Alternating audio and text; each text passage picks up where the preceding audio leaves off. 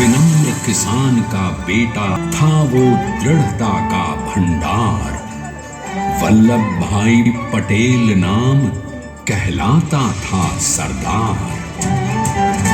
कृषक कार्मिक जनगण से था उसको प्यार अपार। अखिल देश ने उसे रहनुमा किया था स्वीकार। गांधी बापू का शिष्य, सत्य अहिंसा का अवतार, किंतु एक भारत करने को धर लेता हथियार।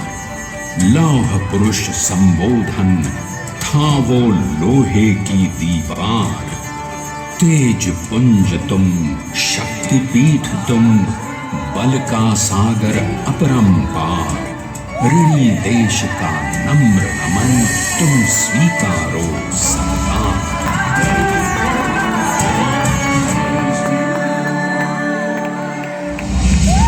1857 में अंग्रेजों को ललकारने वाले पहले स्वतंत्रता संग्राम के एक सक्रिय सिपाही थे झवेर भाई पटेल।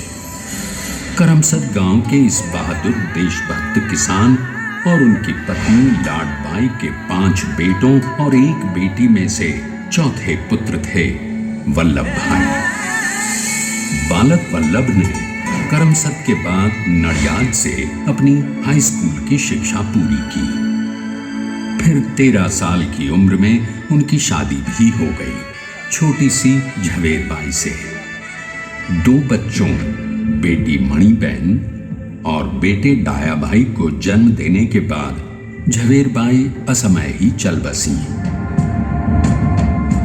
सदी बदलने और 20वीं सदी आने पर उनका जीवन भी एक चमत्कार की तरह बदला। प्लीडर का इम्तिहान पास करके वो वकालत करने लगे।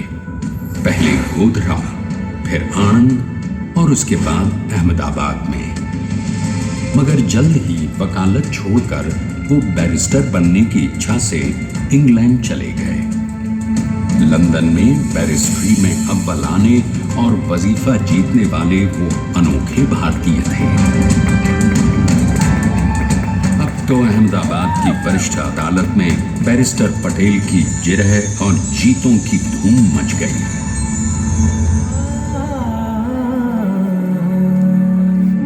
तभी एक युग पुरुष ने वल्लभ भाई के जीवन की धारा ही बदल दी। दक्षिण अफ्रीका में सत्याग्रह के अहिंसक अस्त्र से गोरे शासकों को सबक सिखाकर भारत वापस आए बैरिस्टर मोहनदास करमचंद गांधी से मिलकर वल्लभ भाई ने अपने कुछ बरसों से सीखे विदेशी व्यवहार और संस्कार हमेशा के लिए त्याग दिए और अब वो अपने खेड़ा के किसानों को हक दिलाने के लिए बापू के साथ आंदोलन में कूद पड़े। अब उनके पैरों में जूते नहीं, गांव की धूल थी। हृदय में भारत भूमि की शस्य श्यामला धरती। मन में थे गांधी और मस्तिष्क में एक नए स्वतंत्र भारत का सपना।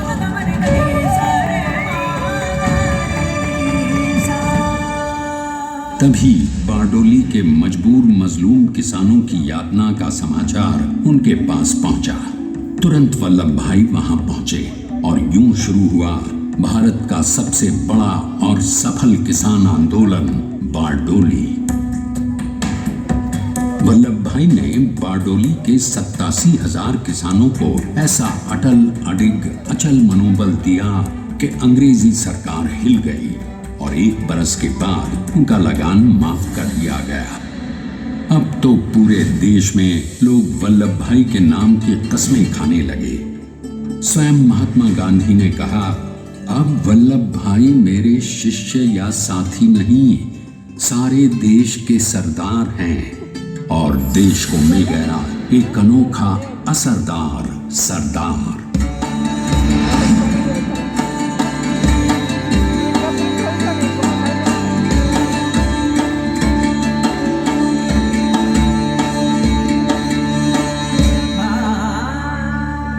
सरदार पटेल के नाम और देशभक्ति से अंग्रेज डर कर कांपने लगे। 1930 के नमक सत्याग्रह और दांडी कूच में वो बापू से भी पहले गिरफ्तार किए गए। तो सन 1932 में फिर उन्हें बापू के साथ ही जेल में 2 सालों के लिए डाल दिया गया। मगर आजादी के दीवानों को, स्वतंत्रता के परवानों को कौन गिरफ्तार कर पाया है?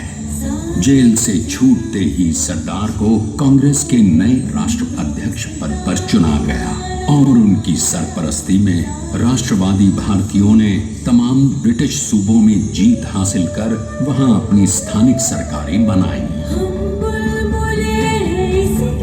किंतु सरदार का सपना केवल सरकार बनाना नहीं था।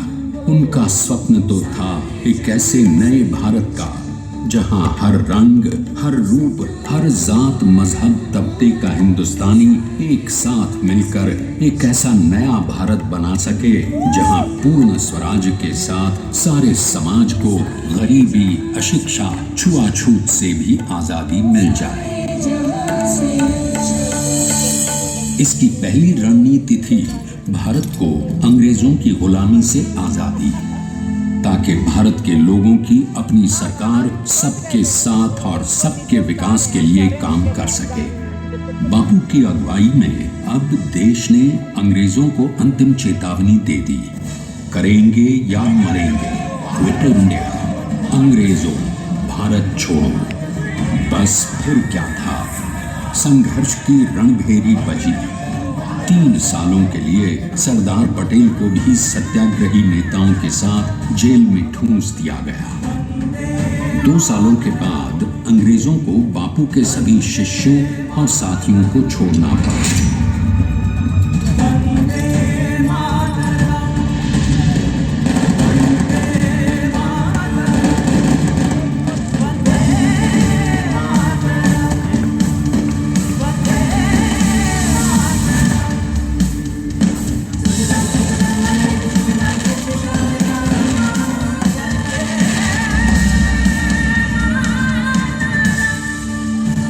स्वतंत्रता के स्वप्न के सच होने के साथ अब सरदार पर कई एक नई जिम्मेदारियां थीं। आने वाली आजादी की तैयारी और एक नए भारत के लिए नए लोकतांत्रिक संविधान की संरचना। जैसा उनके साथी ने खुद कहा था, सरदार ने ही छेनी हथौड़ी लेकर एक नए भारत को उकेरा है।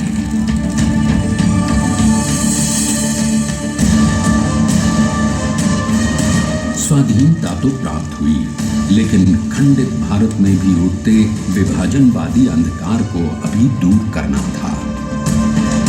जब देश के खंड खंड होने का भय उत्पन्न होने लगा, तो सरदार ने निर्भय होकर खुद अपनी केंद्र सरकार और साथियों को भी चुनौती दे डाली और जम्मू कश्मीर को बचाने के लिए सारे देश का आकाश वायुयानों से भर गया।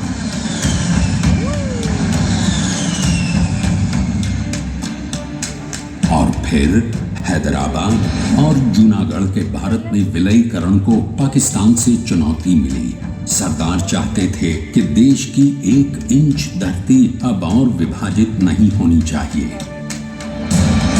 नए भारत को एक करने के लिए समझा बुझाकर, मना कर 565 रियासतों को सरदार ने अपनी सूझबूझ, सदाशयता, संबल से एक नए स्वतंत्र भारत का अभिन्न अंग बना लिया। हमारे इतिहास में अखंड भारत के पुरुषार्थ का ये एक महानतम अध्याय है। जैसा उन्होंने स्वयं कहा था, हमें नए धागों को पुराने ताने बाने में ऐसे पिरोना है कि एक दूसरे में गुंथ जाएं और बेहतरीन बनावट वाला एक नया भारत उभर कर सामने आ सके। अंततः अपने वज्र दृढ़ संकल्प से एक नया विराट विशाल एक भारत श्रेष्ठ भारत बनाकर दिखा ही दिया सरदार ने। संसार के सबसे बड़े प्रजातंत्र के शिल्पी को प्रणाम करने के लिए देश ने बनाया है ये समर्थ स्मारक। स्वाधीन भारत को समर्थ भारत में बदलने वाले सरदार पटेल को समर्पित प्रेरणा तीर्थ भी है। प्रधानमंत्री श्री नरेंद्र मोदी के नेतृत्व में बनी विश्व की इस विशालतम प्रतिमा के सामने आकर सारी दुनिया जैसे स्वयं ही नतमस्तक हो जाती है।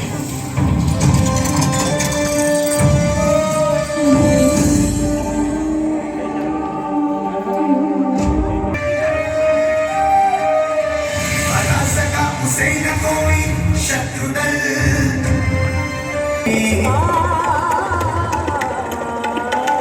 गहराइयां समुद्र के लिए